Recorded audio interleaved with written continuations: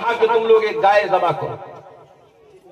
तो बनी इसराइल के लोगों की आदत थी वो बाल में खाल निकालते, जैसे हमारे यहां कुछ लोगों की आदत होती है, उनको शरीयत को कोई मसला बता दो तो बाल की खाल निकालते, बाल की खाल मत निकालो। अकीका के बारे में इतने सवालात आ रहे हैं जैसे मालूम हो रहा है दुनिया का सबसे बड़ा मसला अकीका का मसला है। सीमांचल में सबसे ज्यादा मुझसे अगर कोई सवाल पूछा जाता है अकीका के बारे में पूछा जाता है। नमाज के बारे में तो आपने नहीं पूछा कि नमाज हम छोड़ रहे हैं, हमारी नमाज का क्या होगा। जुमा की नमाज इसी सीमांचल के इलाके में कई मरतबा जुमा मैंने पढ़ाया। अगर 12 बजे जुमा की का खुतबा शुरू हो रहा है, 12:30 बजे अकड़ाते मकड़ाते लोग जो है कुर्ता पहन करके चले आ रहे हैं मस्जिद में। आपकी नजर में जुमा की कोई वैल्यू ही नहीं, जुमा की कोई अहमियत ही नहीं आपकी नजर में। इमाम बेचारा खुतबा दे रहा है आधा घंटा 40 मिनट का, वो 40 मिनट भी आप देना नहीं चाहते हैं मेरे प्यारे साथियों जुमा के। और 99% सीमांचल की अहले हदीस मस्जिदों में औरतों के लिए जुमा की नमाज में कोई इंतजाम नहीं।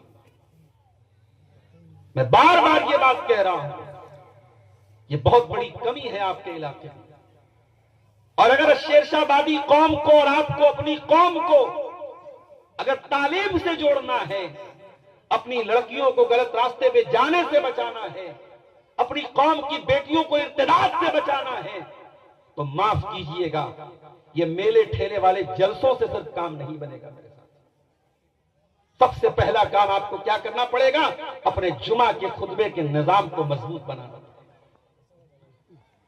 किसी मस्जिद में मैं जुमा पढ़ाने गया, छोटा सा बिल्कुल मेंबर रखा हुआ है, बच्चों के जैसा मेंबर, न माइक ढंग का है, न जुमा सुनने का कोई शौक है।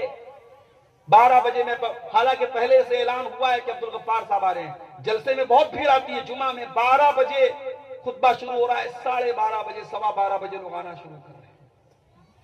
वजह क्या है? कोई शौक नहीं है, कोई जज्बा नहीं है। जबकि हमारे समाज को बदलने के लिए ये जुमा का खुतबा बहुत बड़ा सेटअप है मेरे प्यारे साहब। जलसे में आप आते हैं, कोई उधर सड़क पर खेल रहा है, कोई वहां जा रहा है, लेकिन जुमा का खुतबा एक ऐसी जगह होती है सारे लोग मस्जिद में सुकून